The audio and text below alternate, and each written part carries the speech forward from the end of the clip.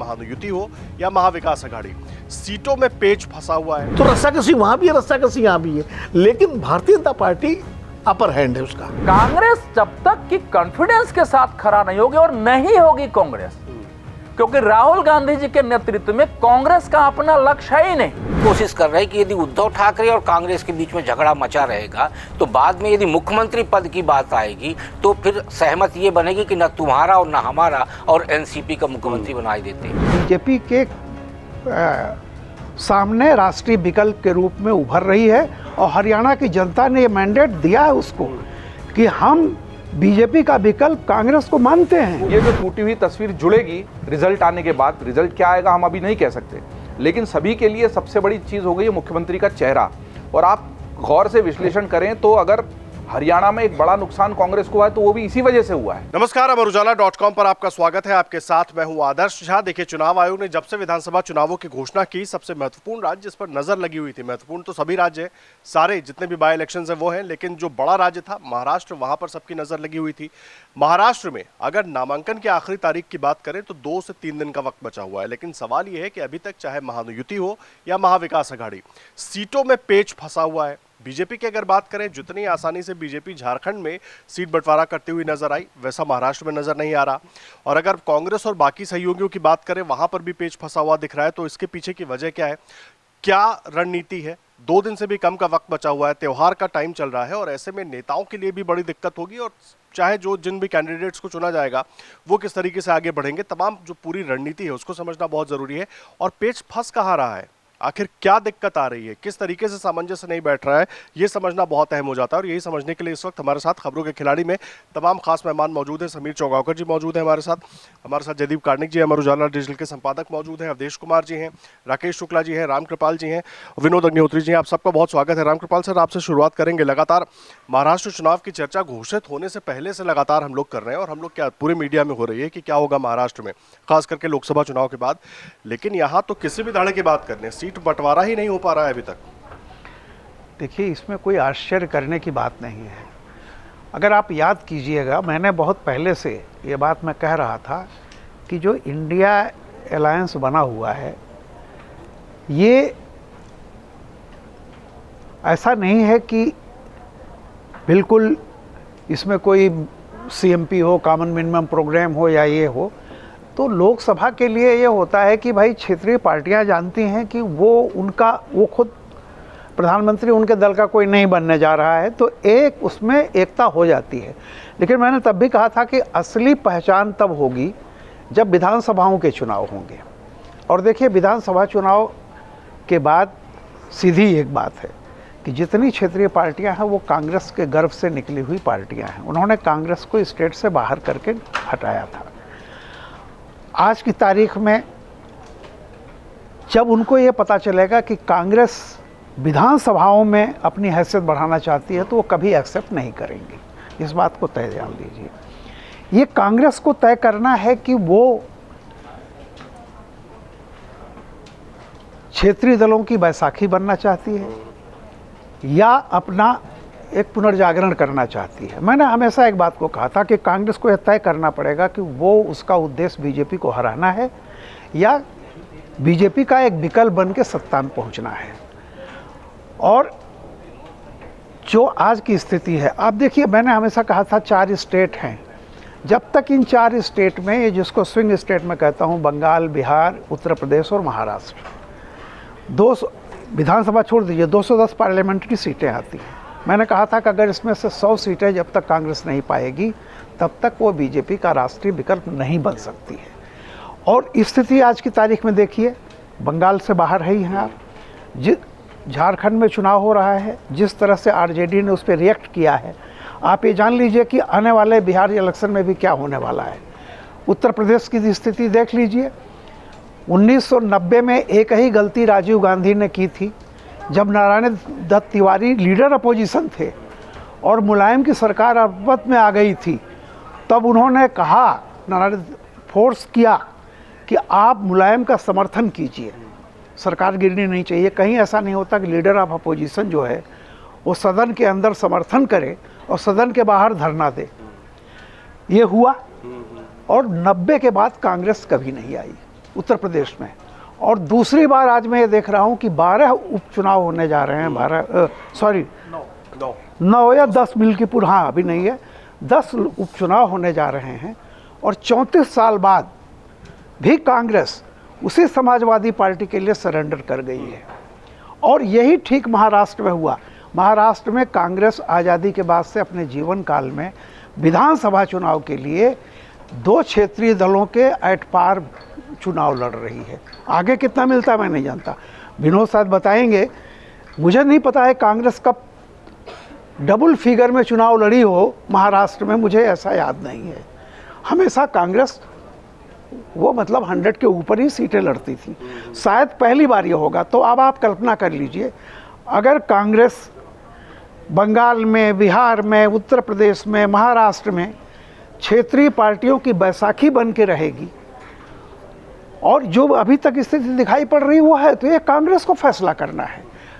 अभी भी कांग्रेस कह रही है कि हम बीजेपी को हराने के लिए हैं। मैंने एक बार आपके चैनल पर और भी कहा था कि भाई बीजेपी सीपीएम की कार्बन कॉपी क्यों बन रही है। सीपीएम 70 साल से उसका एक ही लक्ष्य है कि हमें सत्ता में नहीं जाना है। एक बार ज्योति बसु को कहा गया, उनको बाकायदा मौका मिला तो घबरा गए वो कि नहीं नहीं नहीं नहीं ऐसा कैसे होगा। पार्टी ने कहा कि नहीं नहीं हमको बनना नहीं है।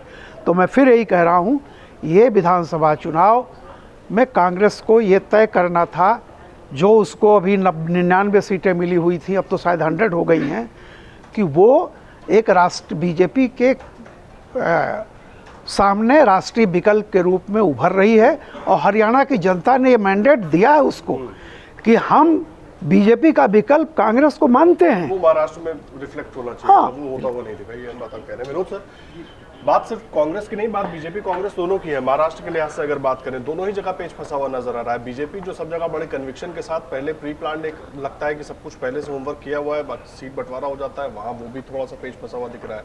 कांग्रेस को जिस रोल में दिखना चाहिए था, कम से कम अगर लोकसभा का जो रिपोर्ट कार्ड लेकर कांग्रेस के नेता घूम रहे हैं उसके लिहाज से देखें तो उनका भी हाथ दबा हुआ दिख रहा है। क्षेत्रीय दलों की अपनी राजनीति है, वो खुद को जिंदा रखना चाहते हैं, वो अपने हिसाब से दबाव बना रहे हैं। ये परिस्थिति पहले से मैनेज हो सकती थी, नामांकन में अब वक्त बचा नहीं है। जो रामपाल जी ने जो बात कही ना कि विधानसभा चुनाव जब होते हैं तो क्षेत्रीय दल अपनी हैसियत और अपनी ताकत के लिए असर्ट करते हैं, क्योंकि उनको लगता है कि भाई राष्ट्रीय चुनाव में, लोकसभा चुनाव में ठीक है आप बड़ा शेयर ले लीजिए, लेकिन विधानसभा चुनाव में शेयर हमको चाहिए। हालांकि महाराष्ट्र में भी बड़ा दिलचस्प था, लोकसभा चुनाव में भी बड़ा शेयर उद्धव ठाकरे को मिला था, 21 सीटें मिली थी, कांग्रेस 17 पे लड़ी थी, लेकिन स्ट्राइक रेट कांग्रेस सबसे अच्छा रहा। खैर वो स्ट्राइक रेट की अलग बात है। एनसीपी का सबसे अच्छा हाँ, कौन नहीं, उद्धव और उसमें तुलना में हाँ एनसीपी का तो 80% था, कांग्रेस का 73% था। हालांकि वो फिर कम सीटें लड़ी थी, अब एक सीट कोई लड़े और जीत जाए तो 100% हो जाएगा। ये भी स्ट्राइक रेट का बड़ा ये कन्फ्यूजन है, स्ट्राइक रेट और वोट ऑफ परसेंटेज। जैसे अरुणाचल में एक बूथ में 10 वोट हैं, 8 पड़ गए तो 80% हो गए, और उत्तर प्रदेश में एक बूथ में 1000 वोट हैं, वहाँ 200 पड़े तो 20% हुए। तो नंबर, तो इसलिए ये स्ट्राइक रेट का बड़ा डाइसी मामला होता है हमेशा। वो नंबर ऑफ सीट्स लड़ते कितने हैं, कितनी जीतते हैं। दरअसल उत्तर महाराष्ट्र में क्या है कि बीजेपी और कांग्रेस दोनों के सामने कुछ प्रश्न हैं। कांग्रेस के सामने अपनी ज़मीन बचाने का प्रश्न है, जो रामपाल जी ने कहा, और 13 सीटें उनको लोकसभा मिली हैं, और कभी भी कांग्रेस हमेशा 100 से ऊपर सीटें लड़ी हैं, क्योंकि उसका और एनसीपी का समझौता होता था और कांग्रेस 150 के आसपास सीटें लड़ती थी। अब इस बार उसको 100 सीटें मिलेंगी कि नहीं मिलेंगी, अभी तो 85 हुआ है, 38 सीटों में कितनी मिलेंगी, 100 टच कर पाएगी नहीं कर पाएगी, ये यक्ष प्रश्न है। तो ये कांग्रेस सामने एक चुनौती है कि कैसे वो अपने उस पर आए। लेकिन साथ में ये भी है कि वो अगाड़ी को छोड़ नहीं सकती, अकेले लड़ नहीं सकती, तो इसलिए बने रहना भी मजबूरी है। और हरियाणा के चुनाव ने कांग्रेस को दबाव में ला दिया। ठीक है, वोट परसेंटेज उसका बहुत ही थोड़ा ही बहुत कम है, लेकिन चुनाव सरकार तो बीजेपी की बनी है तीसरी बार, तो उसने भी दबाव में ला दिया। तो ये कांग्रेस सामने समस्या है कि उसको कहीं ना कहीं कंप्रोमाइज़ करना पड़ेगा इस चुनाव में।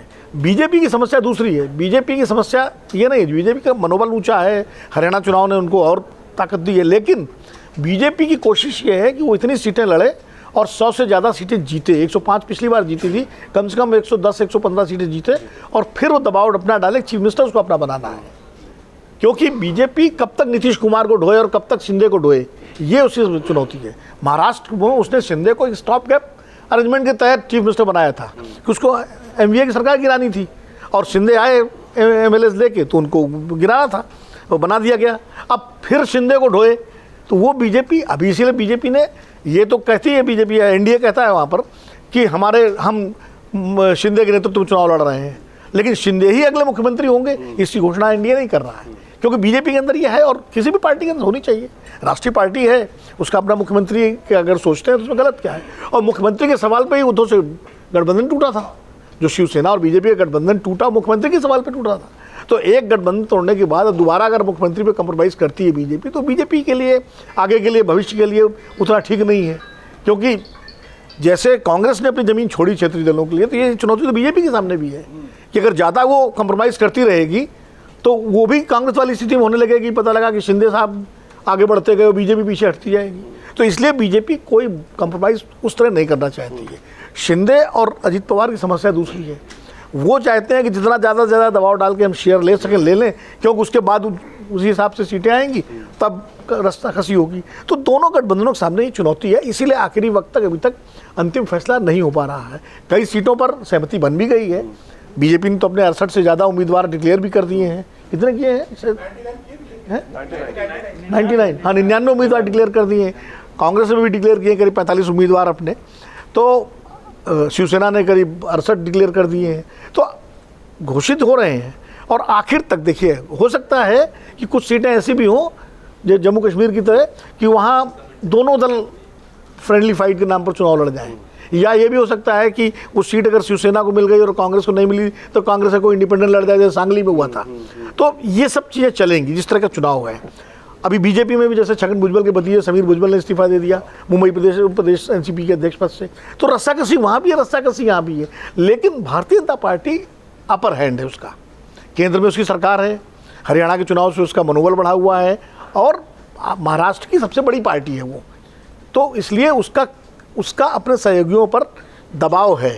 कांग्रेस का वैसा दबाव नहीं है सहयोगियों पर जैसा कि बीजेपी का है।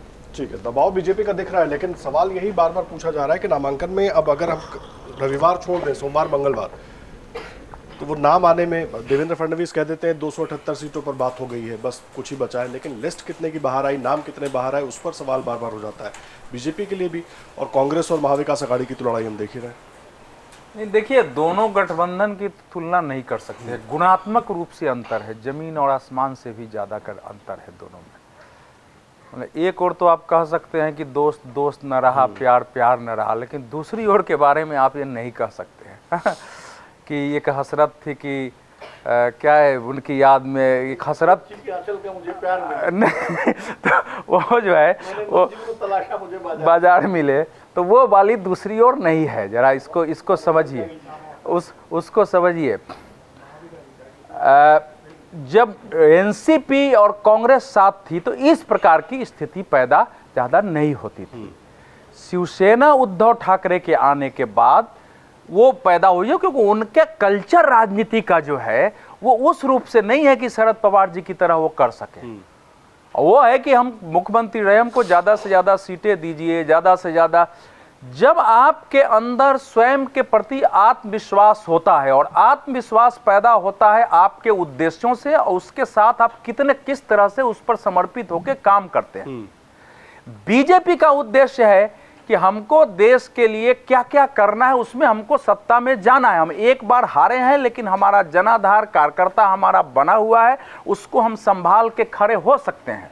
सबसे बुरी स्थिति लोकसभा में बीजेपी के अजित पवार को छोड़ दिए होने के बावजूद अगर कॉन्फिडेंस से वो बात कर रही है, और उस गठबंधन में मरमरिंग का कोई बाहर, बीजेपी भी छोड़ के लोग गए हैं, NCP भी छोड़ के गए हैं, वो ठीक बात है, लेकिन आप ये नहीं देखेंगे कि उनके बड़े नेता उसी तरह बाहर आके बयान दे रहे हो जैसे कि हम उधर खासकर शिवसेना की ओर से सुनते हैं। कांग्रेस तो वहाँ भी बहुत मतलब संयमी थी बनी है, NCP ने मोटा मोटी संयम किया है, लेकिन यहाँ नहीं है। तो वहाँ की को देख ली, दोनों में तो गुना संयम तो समाजवादी पार्टी दिखा रही है। तो समाजवादी पार्टी देखिए, वो तो अब यह है कि 5 सीटें दो नहीं तो हम लड़ाएंगे। अब क्यों हो रहा है? मैंने कहा ना कि जब आप एक ही लक्ष्य, इन्होंने CPM का कहा, CPM का एक दूसरा लक्ष्य क्या था?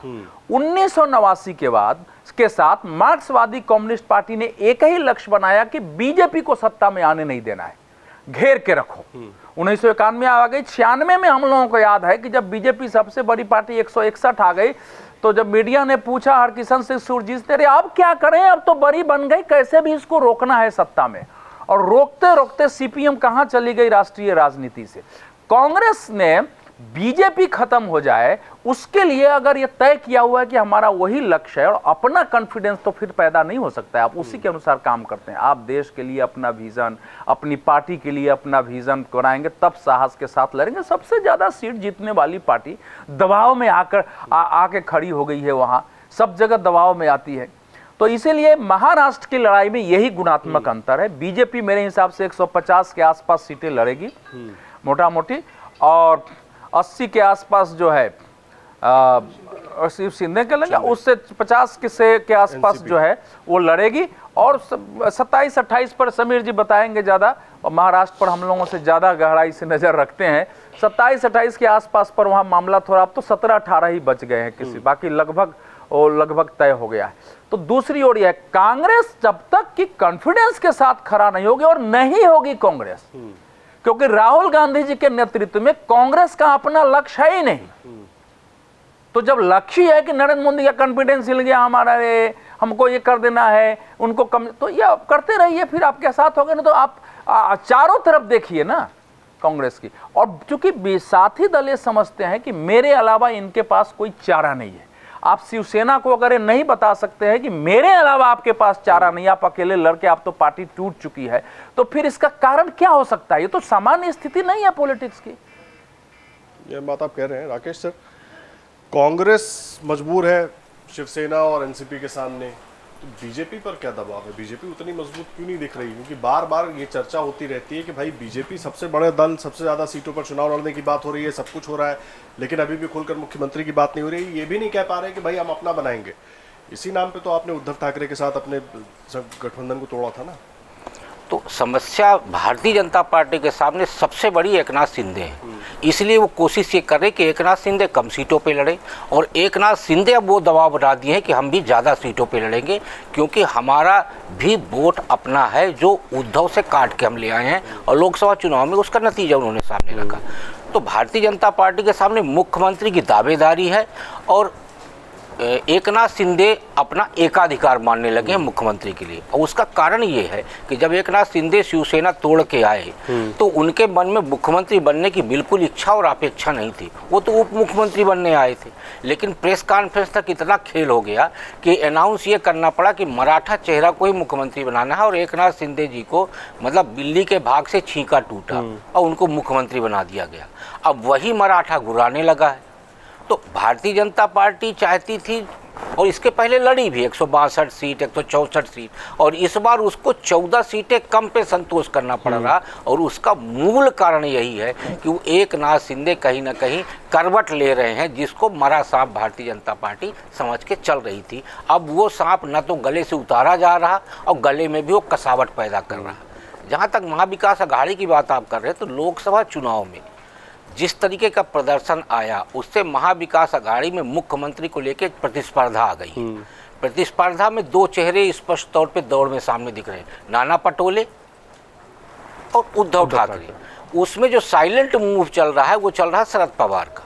शरद पवार वहाँ पे बिल्ली और बंदर वाला खेल कर रहे हैं, सरपंची वो कर रहे। अब आप सोचिए कि जो आदमी 50 से 60 सीटों पे प्रभावी हो, वो आदमी 85 सीटें यानी दो बड़े दलों के बराबरी पे अपने को खड़ा करवा लिया है। ये उनकी बुद्धिमानी है। तो वो ये कोशिश कर रहे हैं कि यदि उद्धव ठाकरे और कांग्रेस के बीच में झगड़ा मचा रहेगा, तो बाद में यदि मुख्यमंत्री पद की बात आएगी, तो फिर सहमत ये बनेगी कि न तुम्हारा और न हमारा, और एनसीपी का मुख्यमंत्री बनाई देते। तो वहाँ जो सारा खेल चल रहा, सारा गणित मुख्यमंत्री को लेकर चल रहा, और उसी गणित के चलते सीटों का सामंजस्य नहीं हो पा रहा। जी सर, इनके संदर्भ में, हाँ, इन्हीं के संदर्भ में एक बात कह दूं। इनकी बात, शरद पवार की बात में कर रहा हूं। जयंत पाटिल, मैं वही कहने जा रहा हूं। जयंत पाटिल का उन्होंने बाकायदा नाम चला दिया, यही कहा उन्होंने एक मीटिंग में कहा, ये उनकी पूरी स्ट्रेटजी रही है। वो कह रहे हैं कि जयंत पाटिल जो है महाराष्ट्र का भविष्य, महाराष्ट्र के हाथ में सुरक्षित रहेगा। पाटिल है ये जयंत पाटिल। उन्होंने तब दिलवाया था जब उद्धव ठाकरे बाईपास करके शरद पवार को दिल्ली आए थे, और कांग्रेस ने अभी नहीं, सुनिए अभी सुनिए, मेरी बात तो सुनिए। तब जयंत पाटिल से पहला स्टेटमेंट दिलाया गया।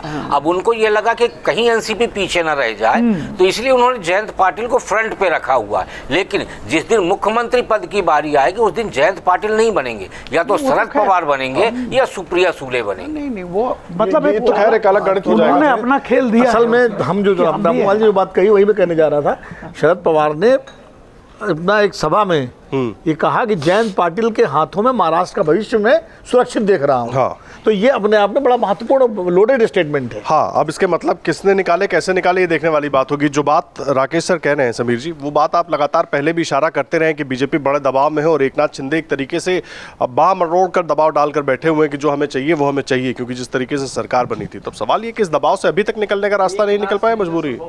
देखिए, महाराष्ट्र में अगर 5 साल आप देखोगे, जो 5 साल की सरकार चली, 5 साल में 3 सरकारें बनी है महाराष्ट्र के अंदर। 3 मुख्यमंत्री बने। एक बार देवेंद्र फडणवीस बन गए थे, 72 घंटे के लिए बने थे, इस्तीफा देना पड़ा। उसके बाद उद्धव ठाकरे बने और उसके बाद एकनाथ शिंदे बने। और जो नहीं बन पाए वो भी मुख्यमंत्री बनने की संभावना लेकर चल रहे हैं, जिसमें अजित पवार का बड़ा नाम है कि 5 बार उप मुख्यमंत्री रहे। अब उन्हें मुख्यमंत्री अंतिम बार बनना है कि एक बार मुझे मुख्यमंत्री बनना है। शरद पवार को लग रहा है कि भाई अब ऐसा मौका है कि मैं मुख्यमंत्री बना सकता हूँ। नाना पटोले को लग रहा है कि जिस तरह से लोकसभा का चुनाव परिणाम आया था, 13 सीटें कांग्रेस से जीती है, तो कांग्रेस अगर सबसे बड़ा दल बनेगा तो गठबंधन में हमारी स्वाभाविक दावेदारी मुख्यमंत्री के लिए होगी।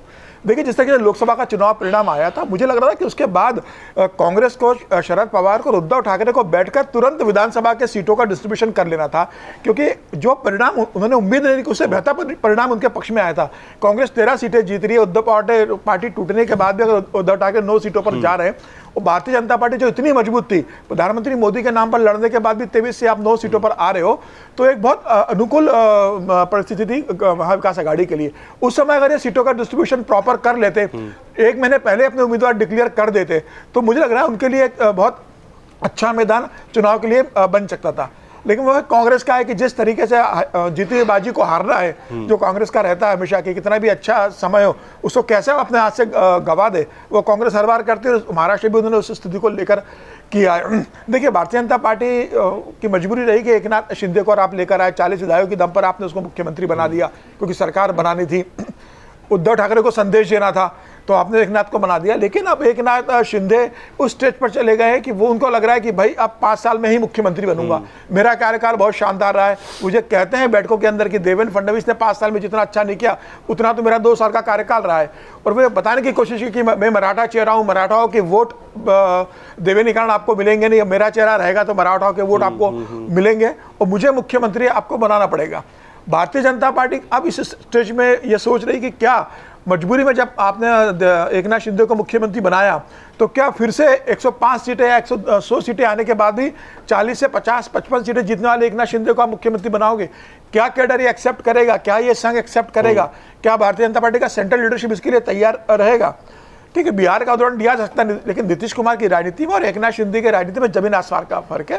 नीतीश कुमार बड़े नेता रहे, लंबे समय से बिहार के राजनीति करते रहे थे। एकनाथ शिंदे का वो कद नहीं है महाराष्ट्र की राजनीति के अंदर।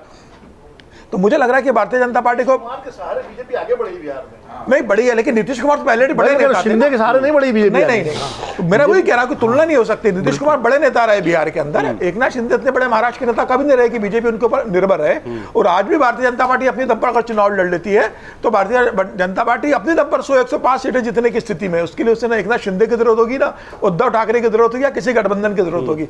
और 2014 में हुआ ही है, जब 2014 में शिवसेना का और भारतीय जनता पार्टी का विधानसभा में गठबंधन नहीं हुआ था, अलग अलग लड़े थे, तो 122 सीटें भारतीय जनता पार्टी जीती थी अपनी दम पर।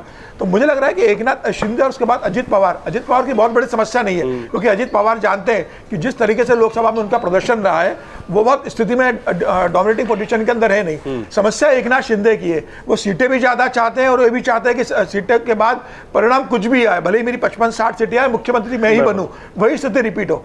भारतीय जनता पार्टी अभी उसके लिए तैयार नहीं है। तो मुझे लग रहा है कि कांग्रेस की समस्या तो अपनी जगह, बड़ी चुनौती है भारतीय जनता पार्टी के सामने, क्योंकि एकनाथ शिंदे जैसे अजित पवार आपके पास ट्रस्टेबल आदमी नहीं है।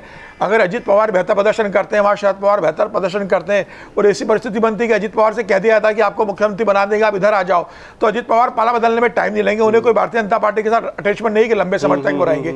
एकनाथ शिंदे का भी इस तरह का नहीं, उन्हें मुख्यमंत्री बन गए, अब उन्हें फिर मुख्यमंत्री बनना है। तो ये मान लेना कि एकनाथ शिंदे कहीं नहीं जाएंगे। अगर उन्हें ऐसा लगता है यही एक उद्धव ठाकरे के साथ है। उद्धव ठाकरे भी रास्ता ढूंढ रहे हैं भारतीय जनता पार्टी के साथ जाने का, क्योंकि जिस तरीके से शरद पवार और कांग्रेस का उनके साथ ट्रीटमेंट रहा है बीच टिकट डिस्ट्रीब्यूशन के लेकर, वह उद्धव ठाकरे के लिए बहुत नहीं रहा। उद्धव ठाकरे को मुख्यमंत्री का चेहरा नहीं बनाया। तो उद्धव ठाकरे अगर बहुत अच्छा प्रदर्शन करते हैं, एकनाथ का प्रदर्शन कमजोर होता है, भारतीय जनता पार्टी बेहतर प्रदर्शन करती है और ऐसी स्थिति बनती है कि उद्धव ठाकरे और भारतीय जनता पार्टी मिलकर सरकार बना सकते हैं, तो उद्धव ठाकरे इसमें समय नहीं लगाएंगे और भारतीय जनता पार्टी भी एकनाथ शिंदे को छोड़कर उद्धव को साथ लेने में बहुत ज़्यादा विचार नहीं करेगी। तो अभी सीटों का डिस्ट्रीब्यूशन की सिर्फ लड़ाई नहीं है, असली लड़ाई तो जब चुनाव परिणाम 23 नवंबर को आएगा, उसके बाद कितने विधायक लड़कर आते हैं, किसका सत्ता का समीकरण क्या बैठता है, कौन सत्ता में ज़्यादा हिस्सेदारी ले सकता है, कौन बड़ा पद ले सकता है, कम विधायक के बाद भी बड़े पद पर किसकी दावेदारी हो जाती है, वो सारे समीकरण 23 नवंबर के बाद हो गए। हालांकि 26 नवंबर की लास्ट डेट है विधानसभा की, 3 दिन के अंदर सरकार बनना है, वरना राष्ट्रपति शासन लगेगा। तो ऐसी स्थिति के अंदर ये सब तय भी होना एक बड़ी चुनौती होगी। तो मुझे लग रहा है टिकट डिस्ट्रीब्यूशन को लेकर जिस तरीके से अभी दबाव बना रही है, तो चुनाव के बाद जो परिणाम आएंगे वो सारी पार्टियां मान के चल रही है कि इस बार के परिणाम किसी भी तरीके से आ सकते हैं। शिवसेना भी टूटी हुई है, राष्ट्रवादी कांग्रेस टूटी हुई है, लोकसभा में भारतीय जनता पार्टी का जैसा प्रदर्शन रहा है, तो भारतीय जनता पार्टी को लग रहा है कि इस बार हम 80-90 सीटें जीत सकते हैं, उससे ज़्यादा जीतने की स्थिति नहीं है। तो अभी सबके लिए दरवाजे खुले हुए, कोई कहीं भी जा सकता है और कोई भी मुख्यमंत्री बन सकता है, कोई भी सत्ता का समीकरण बैठाने में कामयाब होगा, सत्ता का समीकरण कुछ भी बन सकता है। तो जितना अभी आपस में टसल टिकट डिस्ट्रीब्यूशन कर रहे हैं, उससे ज़्यादा चुनाव के बाद जब परिणाम आएंगे कोई नया गठबंधन भी हमें देखने को मिल सकता है। ये बड़ी बात आप कह रहे हैं, क्योंकि देखिए लगातार इस पर इशारा आप भी करते रहे हैं और आप सब खबरों के खिलाड़ी में कई बार इस पर चर्चा होती रही है। जयदीप जी, महाराष्ट्र का गणित तो सबकी बात आपने सुनी, बड़ा अहम है, क्योंकि अब नॉमिनेशन सर पे है, मुद्दों पर किस पर बात होगी, बीच में त्यौहार भी है, बड़ा त्यौहार है दिवाली का, वो भी 2-3 दिन लेकर जाएगा आपके। सवाल ये है कि अभी सीट बंटवारे में ही हम फंसे हुए हैं। बहुत सारे मुद्दे हमने पहले चलते देखे तो जो अभी सुनाई भी नहीं दे रहे, क्योंकि सब सीट बंटवारे में फंसे हुए हैं। तो आगे का रास्ता कैसे निकलेगा, और खास करके जिस दबाव की बात हो रही है बीजेपी के ऊपर या कांग्रेस के ऊपर, और दोनों ही बड़े दल हैं, तो उससे निकलेंगे कैसे, निकल पाएंगे? और एक चीज़, क्योंकि बड़ा है मैं इसको समझना, मुझे भी ऐसा लग रहा है कि अभी जो परिस्थिति बन रही है, जो बात समीर सर कह रहे हैं और कई बार अब पिछले कार्यक्रमों में भी हम चर्चा कर चुके हैं, कि जब एग्जाम के रिजल्ट आ जाएंगे उसके बाद फर्स्ट डिवीजन सेकेंड डिवीजन के हिसाब से बहुत कुछ बदल जाएगा शायद। हाँ आदर्श, सचमुच महाराष्ट्र का जो चुनाव है बहुत दिलचस्प हो चुका है। ये असल में अधूरी पार्टियों का पूरा चुनाव है। भारतीय जनता पार्टी को छोड़कर कोई भी पार्टी वहां पर पूरी नहीं है। वो जिस तरीके से अस्तित्व में आई, कांग्रेस के टुकड़े होकर ही, कांग्रेस से अलग होकर ही ये सारा वोट बैंक, ये जनाधार बटा, केवल सारी पार्टियां कांग्रेस से टूटकर बनी। तो कांग्रेस, अब पूरी कांग्रेस वैसी रही नहीं जैसी वो अस्तित्व में आई थी। एनसीपी नहीं रही, शिवसेना नहीं रही। तो ये टूटे हुए जो सारे टुकड़े हैं, ये मिलकर कौन सी तस्वीर बनाएंगे, जिक्सॉ पजल जैसा पूरा महाराष्ट्र का चुनाव हो चुका है और इसीलिए उसको लेकर दिलचस्पी है। उसके मोटे तौर पर 2 बड़े कारण हैं। अच्छी बात यह है कि खबरों के खिलाड़ी में जो हमारे वरिष्ठ पत्रकार साथी आते हैं, बहुत गहरा विश्लेषण करते हैं, तो बहुत अच्छे मुद्दे गहराई से सामने आ चुके हैं। लोकसभा चुनावों के बाद जो तस्वीर बनी थी, बड़ा दिलचस्प, जिसको नैरेटिव शब्द आजकल चलन में आ गया है ना, विपक्ष जीता नहीं लेकिन मंच से कह रहा हमने मनोबल तोड़ दिया। प्रस्तुतिकरण उसका पूरा ऐसा रहा कि जैसे हमने हरा दिया भारतीय जनता पार्टी को। भाई जो फर्स्ट डिवीजन लाना चाह रहा था वो फर्स्ट डिवीजन नहीं लाके सेकंड डिवीजन लाया, इसी पे ढोल पीट रहे हैं लोग कि देखो हमने इसको कम मार्क्स पे रोक दिया, 240 पे रोक दिया, हमने 400 पार नहीं करने दिया। और उस नैरेटिव में मंच से जिस तरह के अधिक ऊंचे क्लेम होने लगे कि भाई हमने तो मनोबल तोड़ दिया, गिरा दिया, पटक दिया, हरा दिया, चाबी मिल गई है ताले की, वो चाबी जो थी वो, उससे वो ताला हरियाणा में खुला नहीं। उसके बाद का जो चाबी फंस गई, उसके बाद का जो सन्नाटा है वो अब 23 नवंबर को ही टूटेगा। और मैं बिल्कुल सहमत हूं समीर जी की बात से कि जो अवसरों का खेल है राजनीति, तो अगर अवसर मिलेगा तो कोई भी इधर उधर कूदे। जब बंधी बंधाई पार्टी में मंत्री के पद पर रहते हुए व्यक्ति टूटकर उधर चला जाता है और बिल्ली के भाग से छीका टूटता है, जैसा राकेश जी कह रहे हैं, और वो उप मुख्यमंत्री की बनने की सोचकर मुख्यमंत्री ही बन जाता है। लेकिन इसमें दुविधा भाजपा की भी कम नहीं है। भारतीय जनता पार्टी ने केवल उद्धव ठाकरे को हम मुख्यमंत्री नहीं बनने देंगे इस बात पर उस गठबंधन को तोड़ दिया था और जिद नहीं चलने दी। लेकिन आखिरकार आपका मुख्यमंत्री भी नहीं बना, बने तो एकनाथ शिंदे ही। अब उनको आप मरा हुआ सांप कह लें या गले की हड्डी कह लें, न उनको उगला जा सकता है न निगला जा सकता है। विचित्र स्थिति। और इसीलिए हम लोगों को लगातार आकलन विश्लेषण इसलिए करते रहना है कि जो तस्वीर असली साफ होगी। और बहुत अच्छी और महत्वपूर्ण बात की तरफ इशारा किया समीर जी ने, जो मैं बताना चाहिए कि 3 ही दिन का समय है सरकार बनने के लिए। और ये जो टूटी हुई तस्वीर जुड़ेगी रिजल्ट आने के बाद, रिजल्ट क्या आएगा हम अभी नहीं कह सकते, लेकिन सभी के लिए सबसे बड़ी चीज़ हो गई है मुख्यमंत्री का चेहरा। और आप गौर से विश्लेषण करें तो अगर हरियाणा में एक बड़ा नुकसान कांग्रेस को हुआ है तो वो भी इसी वजह से हुआ है। तो मुख्यमंत्री का चेहरा कभी खेल बना भी देता है, कभी खेल बिगाड़ भी देता है। तो मुख्यमंत्री के चेहरे पर चुनाव जब होते हैं और हर किसी को यह चिंता नहीं है कि जीतेंगे कि नहीं, लेकिन मुख्यमंत्री अगर जीत गए तो अब वो अगर इतना बड़ा है उसके बावजूद उस अगर को पीछे धकेलकर सारे चेहरे आगे होना चाह रहे हैं। उद्धव ठाकरे कह रहे हैं अगर जीत गए तो मुझे बना दो, शरद पवार कह रहे हैं अगर जीत गए तो जयंत पाटिल के हाथों में महाराष्ट्र सुरक्षित रहेगा, तो नाना पटोले कह रहे हैं कि अगर जीत गए तो, अरे भाई अगर भी तो बहुत बड़ा है वो अगर इतना छोटा नहीं है कि उसको हाशिए पर, लेकिन अगर जीत गए तो, अगर के साथ मगर भी लगा, तो इस अगर के साथ जो मगर लगा है उसका विश्लेषण खबरों के खिलाड़ी में चलता रहे, लेकिन चुनाव बहुत दिलचस्प हो चुका है। नहीं देखिए, तो चुनाव बिल्कुल दिलचस्प हो गया सर। चौहान का भी एक बयान आया था, एक लाइन जोड़ देना, पृथ्वीराज चौहान जो कांग्रेस के पहले मुख्यमंत्री महाराष्ट्र के रहे, अभी 4 दिन पहले उन्होंने अपने गांव में बयान दिया, उन्होंने कहा मैं अपने मुख्यमंत्री काल में कई ऐसे निर्णय थे जो कर नहीं पाया और अब मुझे मौका मिलेगा तो वो अधूरे काम में पूरे करूंगा। तो वो भी पृथ्वीराज चौहान अपने गाँव में बयान दिया। देखिए एक चीज ये है, सिर पे सजेगा वो तो देखना पड़ेगा। एक चीज ये है कि जो बार बार हम लोग कह रहे हैं 3 दिन का समय, 3 दिन का समय है, लेकिन ऐसा नहीं है कि 3 दिन में नहीं तो कोई प्रलय हो जाएगी, वो राष्ट्रपति शासन की अधिसूचना जारी हो जाएगी और टाइम मिल जाएगा। हाँ, मतलब वो उसके बाद अपना जोड़ तोड़ की सारी संभावनाएं बनी रहेंगी, उसके लिए समय मिलता रहेगा। एक चीज मेरा ये कहना है कि हम लोग बीजेपी के लिए फायदे का रहेगा। बीजेपी चाहेगी क्या तो नहीं, अगर क्लियर कट आ गई मेजॉरिटी तो अलग बात है। नहीं, संजय राउत तो मीडिया के सामने इस बात को उठा चुके हैं ना एक तरीके से। मेरा एक कहना है कि हम लोग जब कोई विश्लेषण करते हैं जैसे आज के हालात पर, तो कई बार ऐसा होता है कि हम लोग हाल फिलहाल में जो चीज़ें हुई होती हैं उसको थोड़ा नज़रअंदाज कर जाते हैं। हम लोग कई बार ये बात होती है, एक जैसे बीजेपी के बारे में कहा जाता है, जब भी मैं देखता हूँ कोई चुनाव आता है चेहरा नहीं है। बीजेपी ने जितनी सफलताएं हासिल की हैं वो इसलिए की हैं कि बिना चेहरे के। एक चेहरा उन्होंने दिल्ली में उतारा था और ऐसे ही मुंह की खानी पड़ी किरण बेदी को, है ना। तो जब तक चेहरा बिल्कुल या तो योगी जैसा हो जहां आपको कॉन्फिडेंट रहा, वरना बिना चेहरा उतारे बीजेपी हमेशा एक ऐसी मूर्ति को ले जाती है जिसका अनावरण नहीं हुआ है, जो पर्दे में ढकी हुई है। और उससे बीजेपी में क्या होता है कि सबको ये लगता है कि हमारा चांस है, इसलिए वहाँ पे गुटबाजी कम हो जाती है। और समझिए जब तक, और अगर आपने मूर्ति को खोल दिया तो फिर सोचे कि यह है तो हम क्यों नहीं, भीतर घात भी होने लगती। एक बात। दूसरी बात, कांग्रेस की राजनीति आप देखिए जो भी हम कर रहे थे, आपको याद है बंगाल में जब जिस चुनाव में, पिछले चुनाव में जब सीपीएम और कांग्रेस 0-0 हो गई थी तो कांग्रेस के लोग मिठाई बांट रहे थे, बीजेपी 73 हो गई थी। उनको खुशी इस बात की थी कि बीजेपी नहीं आ पाई है। अब आप मान लीजिए वंश एक हो सकता है कि आप ये सोचिए, हमेशा बीजेपी संगठन से सत्ता पर पहुंची है, और आप कांग्रेस की बात जो मैं कह रहा हूं कि आप जब चुनाव नहीं लड़ेंगे, जितनी बार आप चुनाव नहीं लड़ेंगे उतनी बार आपका संगठन ध्वस्त होता जाएगा।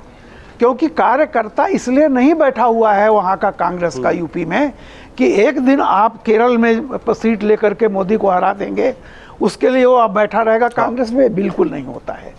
तो ये जो बातें हम कह रहे हैं कि जैसे लगातार चेहरे वाली बात का तो कोई मतलब नहीं है। और बीजेपी की भी गलती मैं बता दूं, जब भी समीर जैन ने, वो समीर ने शायद सही कहा, बीजेपी भी 2014 में उसको सफलता इसलिए मिली थी और जानबूझ करके अमित शाह ने शिवसेना को अलग किया था, अरंगा डाल दिया था कि उनका ये उद्देश्य था कि हम महाराष्ट्र में अगर इसके साथ रहेंगे तो हम पूरे महाराष्ट्र में कभी भी चुनाव लड़ ही नहीं सकते हैं। लड़े और एक ही निर्णय में बड़ा भाई हो गए छोटे भाई से। लेकिन 19 में पता नहीं क्या हो गया, फिर कई बार उनको जब सफलताएं मिल जाती है ना तो ज़्यादा ही उछलने लगते हैं, सोचते हैं बहुत हो गया अब नहीं चाहिए। तो ये जो स्थिति हुई, अगर बीजेपी 2019 में भी उसी तरह 14 तरह लड़ी होती तो मैं गारंटी देता हूं कि ये स्थिति नहीं आती, उद्धव ठाकरे का उतना होता। क्योंकि चुनाव के बाद जो चलिए 2024 में भी हो सकता है, अगर बीजेपी एक तरह से गठबंधन तोड़ दे, हाँ। दम पे लड़े। वो हिम्मत नहीं कर पा रहे ना, हिम्मत अच्छा, नहीं ये कर पा बात समीर सर लगातार ये बात बोल रहे हैं, और राकेश किसी जी ने बोल देश दिया, ने इस पर हमारा इशारा भी किया था। राकेश जी कह रहे हैं, हमारा संपाद लिया। मैं जो कह रहा हूँ, रामपाल जी ने बड़ी अच्छी बात कही। चेहरे वाली बात जो है वो बीजेपी की स्थायी नीति नहीं है कि चेहरा न देना। वो कहाँ जहाँ जरूरी होता है वहाँ चेहरा देती भी है, और जहाँ नहीं होता वहाँ नहीं देती। जैसे अटल जी के ज़माने में 3 चेहरे दिए गए, वसुंधरा राजे, उमा भारती और वहाँ पर रमन सिंह के बाद में बनाए गए थे, और फर्स्ट सफलता मिल गई, और बाद में वही चलते रहे। उमा भारती के बाद शिवराज चौहान चलते रहे चेहरा, और यही चुनौती देती थी बीजेपी कि तुम अपना चेहरा बताओ मध्य प्रदेश में। तो वहाँ और बीजेपी में सबसे अच्छी बात यह है कि उनका केंद्रीय नेतृत्व इतना मजबूत है कि अगर चेहरा नहीं भी देती है तो उस पार्टी के नेता जो है इसमें लग जाते हैं कि पार्टी की सरकार बनेगी, हमारे साथ नंबर लग जाए। कांग्रेस में उल्टा है, हरियाणा में चेहरा नहीं दिया, लेकिन अब शैलजा और हुड्डा इस चक्कर में पहले ही वहाँ खींचम खाच हो गई। मध्य प्रदेश में चेहरा नहीं देती थी कांग्रेस, लेकिन दिग्विजय कमलनाथ को हरवा रहे हैं, कमलनाथ दिग्विजय को हरवा रहे हैं, वो उनको हरवा रहे हैं। तो ये कांग्रेस बीजेपी में एक चरित्र का, जो राजनीतिक चरित्र का फर्क है। दूसरी बात सर एक मिनट पूरा, दूसरी बात यह है कि कांग्रेस के साथ समस्या एक और है। जो प्रयोग, जैसे उत्तर प्रदेश की बात करें कहीं की, कांग्रेस सब प्रयोग कर चुकी उत्तर प्रदेश में। मतलब वो चुनाव अकेले भी लड़ चुकी प्रियंका गांधी के नेतृत्व में 2022 में 2.5% वोट पे चली गई, मिल के लड़ चुकी 2017 में 7 सीट पे पहुंच गई। इसके अलावा जो है अब नया 1996 में 125 सीटें उसे छोड़ दी थी बीएसपी के लिए, 300 सीटें 125 में लड़ी। तो ये सारे प्रयोग उत्तर प्रदेश में करके देख चुकी है कांग्रेस। खाली एक प्रयोग छोड़ के कि कोई एक मजबूत नेता उत्तर प्रदेश में ऐसा नहीं खड़ा कर पाई कांग्रेस जो कांग्रेस को दोबारा खड़ा कर सके। देखिए बीजेपी जल्दी और से। कांग्रेस में जो फर्क है, बीजेपी इंजन है, बाकी उसके सहयोगी डिब्बे हैं। कांग्रेस डिब्बा है और जितने एलाइज हैं वो सब इंजन हैं। फर्क है, मैंने बहुत पहले एक लेख लिखा था, मैंने कहा था कांग्रेस 5वां टायर है। वो समझ चुकी है कि जब कहीं कुछ नहीं होगा तो मुझे जनता बुलाएगी, यानी वो स्टेपनी है, और जब गाड़ी पंचर हो जाती है तो लोग कांग्रेस को ले आते हैं। अगर अपनी जमीन कांग्रेस ये भी प्रयोग करके देख चुकी। छत्तीसगढ़ मध्य प्रदेश में अकेले लड़ी, किसी को जमीन नहीं दी, वो सारी की सारी सामने जमीनें नतीजा। हाथ से चली। हरियाणा अकेले लड़ी, सामने नतीजा। तो वो उसकी स्थिति ये है कि करें क्या, हाँ, कोई तय नहीं कर पा रहे हैं। वो सुबह पढ़ रहे हैं तो भी फेल हो रहे हैं, हाँ, पढ़ रहे हैं तो भी फेल हो रहे हैं। सर बड़ा है समझना, अजीत पवार कितनी मुसीबत बनने वाली है। इतना बढ़िया तो डिबेट चल रहा है, हम लोग सुन रहे हैं इतनी देर से। ये ऐसा है, भारतीय जनता पार्टी के बारे में जब हम बात करते हैं तो 2014 के बाद की संस्कृति पर बात करते हैं। पहले तो उम्मीदवार घोषित 2014 से नरेंद्र मोदी जी ने लगभग ये प्रयोग किया है 14 के बाद, जहां किए। अब रघुवर दास को अगर नहीं हटाया तो रघुवर दास ने नाश कर दिया, जबकि पूरा दबाव था हटा दीजिए। आपको खट्टर को कहा गया था कि 2019 में खट्टर जी को कहा जाता, केवल इतना कह देते ना कि विधायक दल अपना नेता चुनेगा तब भी बीजेपी जीत जाती। सारा विद्रोह उनके कारण था। लास्ट में थोड़ा हटाया है, तो खैर इस बार की परिस्थिति अलग थी। तो ये बात जो भी बीजेपी के संदर्भ में अभी है, पहले की बीजेपी डेड बीजेपी थी, नेता कोई नहीं था। मतलब आप समझिए कि नोट फॉर वोट का खेल हो गया, बीजेपी उसको भुना नहीं सकी और 2009 में 2004 से ज्यादा कमजोर हो गई। तो उस बीजेपी के बारे में अब इस समय केवल 2004 जो बात करें। अब आइए सेकंड पोजीशन देखिए भाई, एनसीपी लोकसभा चुनाव में ठीक है वोट आ गया है, लेकिन अगर आप इस समय देखिए तो एनसीपी की मुख्य लड़ाई जो है मराठवाड़ा पश्चिम महाराष्ट्र में है। उनकी सीधी लड़ाई अजीत पवार से ही है। इस बार के महाराष्ट्र के चुनाव का यूनिक पॉइंट यह है कि बीजेपी और कांग्रेस मैक्सिमम जगह आमने सामने होगी। कुछ ही जगह पर इस बीजेपी का उद्धव ठाकरे की सेना से मुकाबला होगा, या कांग्रेस का जो है अजीत पवार और शिवसेना शिंदे से। मैक्सिमम जगह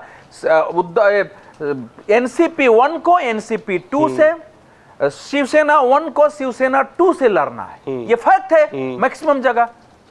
इसके बावजूद अगर वो आदमी इतना बड़ा कर ले रहा है तो ये तो राजनीति का अजूबा ही है भाई। उनकी क्या है, कितनी सभाएं कर सकते हैं वो, कोई बोलने के लिए तैयार नहीं है। तो उन्होंने उनको मिल गए हैं ये क्या नाम है संजय, जिसके बाद वो बोला नहीं इन्होंने, तो वो अपना पीछे से करते करते यहाँ पहुंचा दी और कांग्रेस दबाव में आ गई। इसका मतलब यह है कि हमारे विपक्ष की राजनीति राष्ट्रीय लक्ष्यों को लेकर के, राजनीति के लक्ष्यों को लेकर के, नेतृत्व को लेकर इतनी दिशाहीन और भ्रम का शिकार है या किसी से घृणा में इतना मतलब भूल चुकी है कि उस समझ में नहीं आता है कि हमको क्या किया जाए। बहुत ही खतरनाक स्थिति है लोकतंत्र के लिए। ऐसा भारतीय जनता पार्टी किसी को अगर मुख्यमंत्री बनाती है, वो गलत भी निर्णय होता है तो बीच मझधार में उसको अपमानित नहीं करती है किसी पार्टी को, उसका इतिहास नहीं है।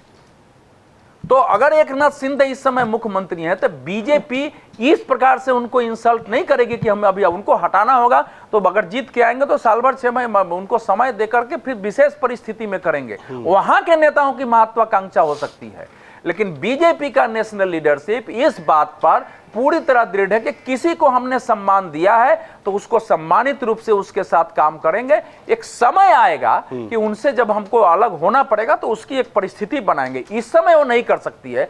और ये बीजेपी लीडरशिप ने ऐसा किया भी नहीं है। लेकिन हाँ, अपना सीटें बढ़ानी है तो 150-55 पर बीजेपी अगर लड़ती है तो मैं नहीं मानता हूं कि इतना भी उसका कम परफॉर्मेंस है।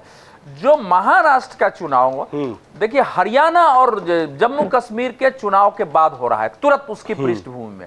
तो हरियाणा और जम्मू कश्मीर तो एक अलग राज्य छोड़ दिया। हरियाणा का जो माहौल था, जिसका एक राष्ट्रीय परिप्रेक्ष्य है, उससे वो चुनाव 100% प्रमाणित होगा। कुछ क्षेत्रीय पहलू को छोड़ दीजिए, और वो ये है कि जनता ने, जो आम जनता थी जो दिग्भ्रमित थी कि संविधान और आरक्षण बदल रहा है, वो भ्रम उसका टूटा है, उसका असर होगा। दूसरा, देश में जो नजीबुल्लाह को लेकर के हजारों की संख्या में लोग उतर रहे हैं, सिरतन से जुदा के उतर रहे हैं, जगह जगह धर्म यात्राओं पर हमले हो रहे हैं, वो भी वहां चुनाव में बड़ी भूमिका एक निभाने वाली है।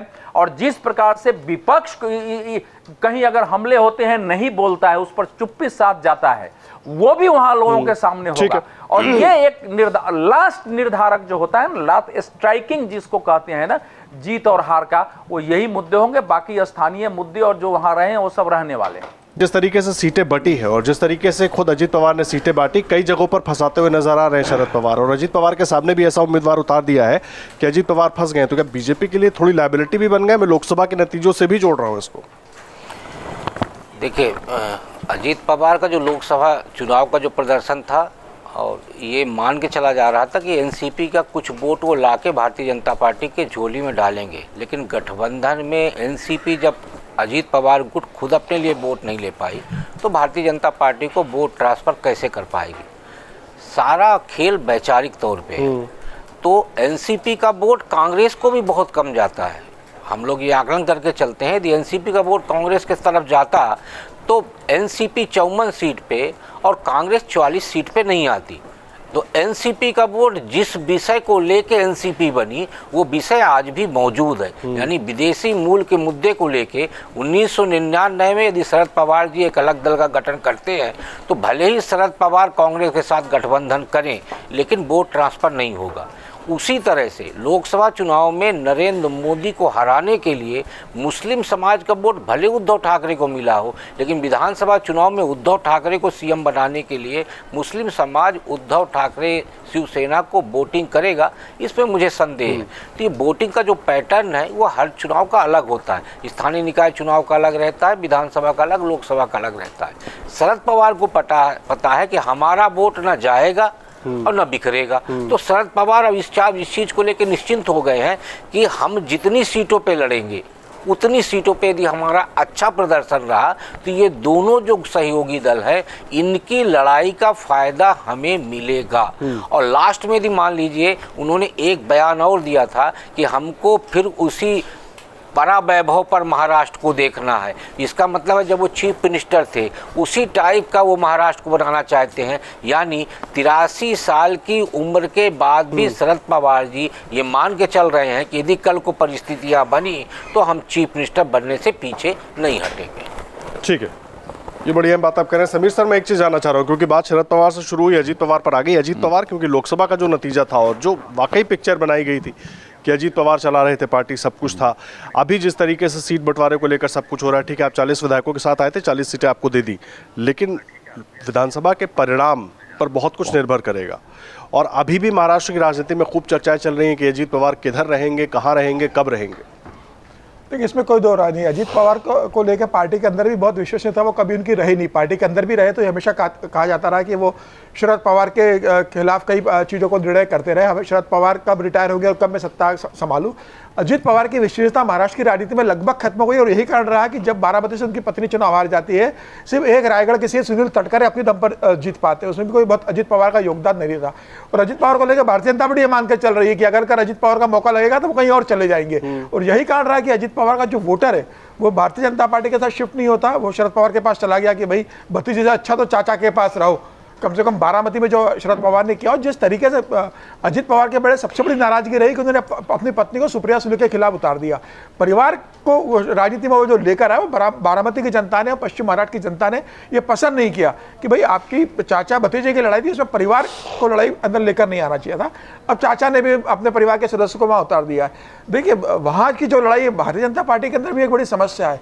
अमित शाह 5 बार बैठक करते हैं एकनाथ शिंदे के साथ। 3 बार उनकी बैठक बंबई के अंदर होती है और 2 बार दिल्ली में होती है। अभी 24 तारीख को 3.5 घंटे बैठक चली है एकनाथ शिंदे की, देवेंद्र फडणवीस, अजीत पवार और अमित शाह की। उसके बाद भी एकनाथ शिंदे अभी तक अपनी जिद पर अड़े हुए। तो मुझे लगता है कि भारतीय जनता पार्टी को देखना चाहिए कि एकनाथ शिंदे पर इतनी निर्भरता आपकी ठीक नहीं है। एकनाथ शिंदे इतने बड़े नेता नहीं है कि भारतीय जनता पार्टी उसके बिना महाराष्ट्र की राजनीति में सर्वाइव नहीं कर सकती या सरकार नहीं बना सकती। जिस व्यक्ति को आपने 40 विधायकों के दम पर मुख्यमंत्री बना दिया, उसके ऊपर एक एहसान किया है। ठीक है, एकनाथ शिंदे ये कहते हैं कि मेरे कारण भारतीय जनता पार्टी सत्ता में आई है, लेकिन आप मुख्यमंत्री बने और आप ये मान के चल रहे हो कि भाई 80-85 सीटें मुझे चाहिए। भारतीय जनता पार्टी ने कहा कि हम सीटें देने में दिक्कत नहीं है, आप उम्मीदवार तो बताइए कि आपके पास उम्मीदवार कहाँ उन सीटों के ऊपर। अगर आपके पास जीतने वाले उम्मीदवार होंगे हम वो सीटें आपको दे देंगे। लेकिन एकनाथ शिंदे सीटों पर उम्मीदवार नहीं बता पा रहे, 25 सीटों पर कह रहे हैं कि सीटें मुझे दे दीजिए।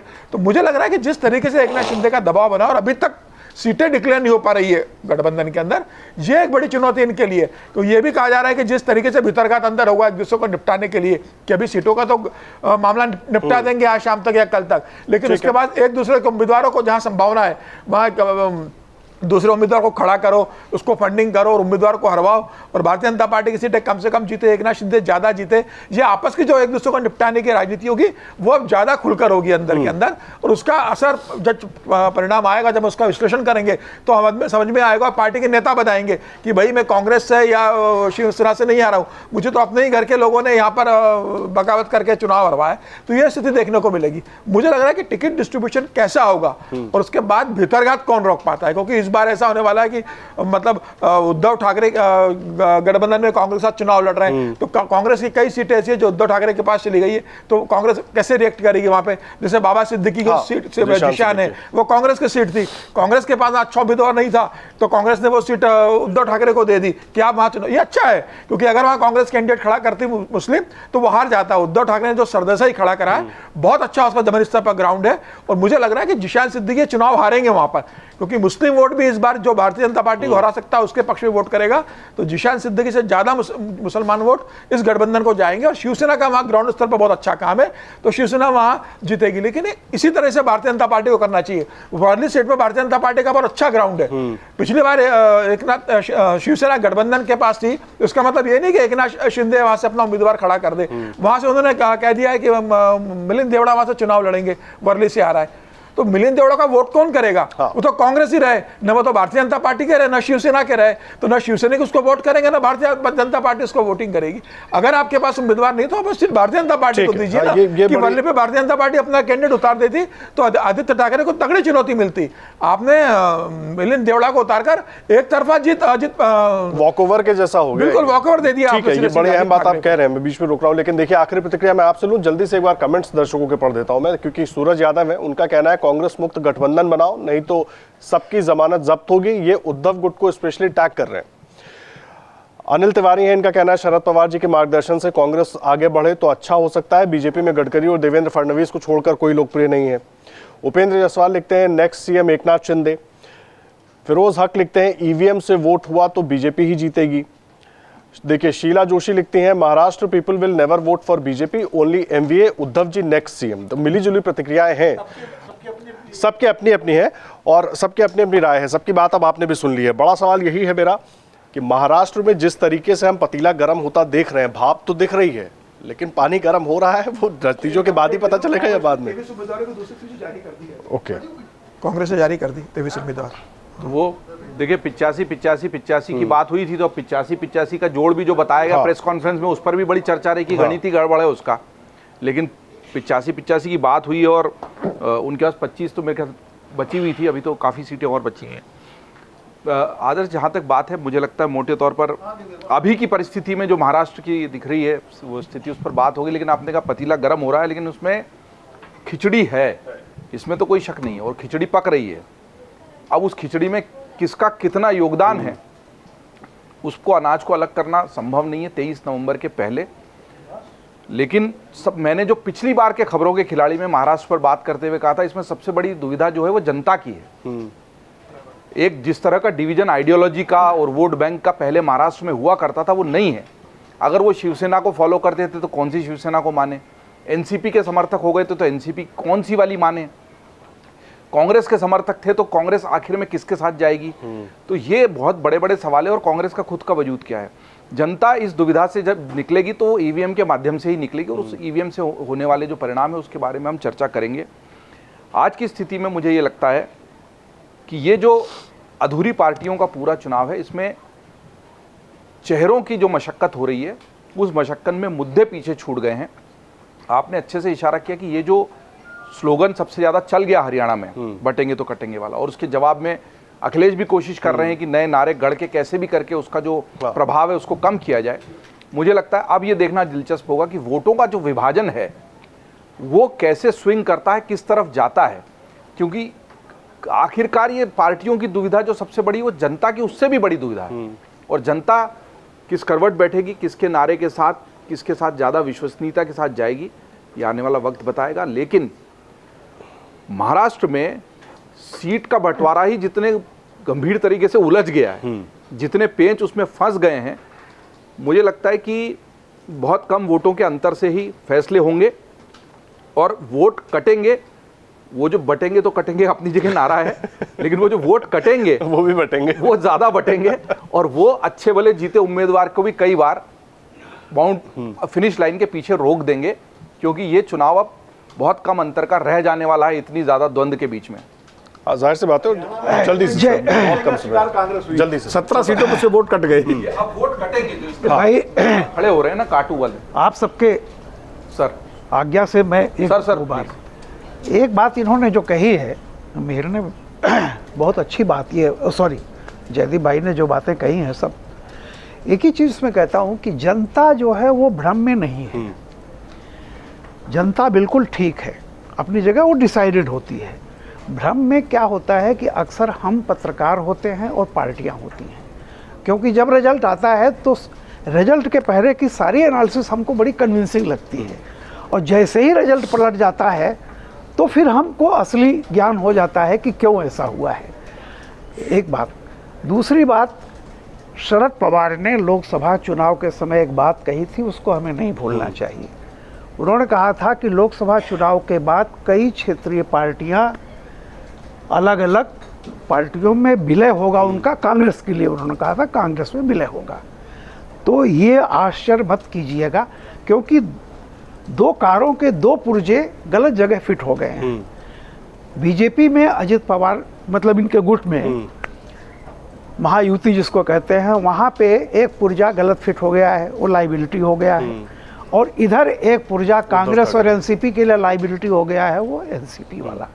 कल को अगर आप मान लीजिए कोई सीन ऐसा आता है कि उद्धव जी चले उधर, मतलब जहाँ पुर्जा था वो अपनी जगह चला गया, शरद पवार जी जो कह चुके हैं कि कांग्रेस में विलय होगा, तो ये घोषणा दूसरों के बारे में तो पहले अपने ही बारे में कर रहे होंगे। जाहिर सी बात है वो नेचुरल एलाइज है। हो सकता है कि ये रिजल्ट जो जहाँ से पुर्जे निकले थे फिर उन पुर्जों को उसी जगह पहुँचा दे। ठीक है, देखिए सबका अपना अपना विश्लेषण है और आपने सुना, और जाहिर सी बात है जिस तरह की परिस्थिति बन रही है अंत में यही कि चुनाव बहुत दिलचस्प होने वाला है। और जिस तरीके से जयदीप जी ने भी कहा, समीर जी ने भी कहा, और तमाम हमारे सभी वरिष्ठ साथियों ने कहा कि जो परिणाम होंगे उसके बाद शायद और भी बहुत सारी चौंकाने वाली चीज़ें आए, लेकिन अभी जो परिस्थिति बन रही है उसके हिसाब से तमाम सवाल हमने उठाए हैं। अब क्या और कितनी जल्दी उन सवालों के जवाब पार्टियों की तरफ से मिल पाते हैं उसका इंतजार रहेगा, देखना होगा। और आपकी भी जो भी राय है आप आकर ज़रूर कमेंट बॉक्स में हमें बताइएगा। और देश और दुनिया की हर बड़ी और ज़रूरी खबर के लिए अमर उजाला.com पर बने रहिएगा। धन्यवाद। अगर आप ये वीडियो YouTube पर देख रहे हैं तो हमारे चैनल को सब्सक्राइब कर बेल आइकन दबाएं और Facebook पर देख रहे हैं तो हमारे पेज को लाइक करें। 8 मिलियन प्लस सब्सक्राइबर, आपके इस भरोसे के लिए बहुत धन्यवाद।